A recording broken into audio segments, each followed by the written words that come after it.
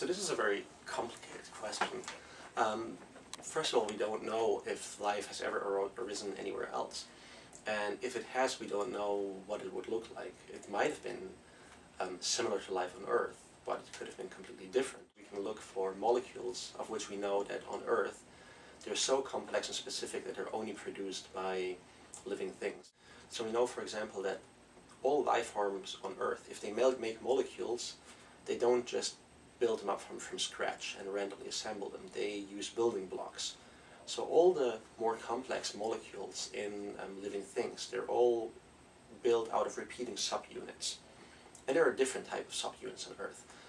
So when we would find a molecule on, say, for example, Mars, or a group of molecules, and we would see that there's different sets of molecules that appear to be built out of repeating subunits.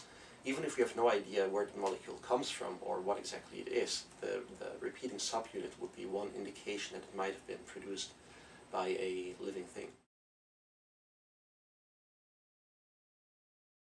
So I'm not fully sure what cures that you will find. I think preservation of organics. I think everyone agrees that the preservation of organics is a big issue.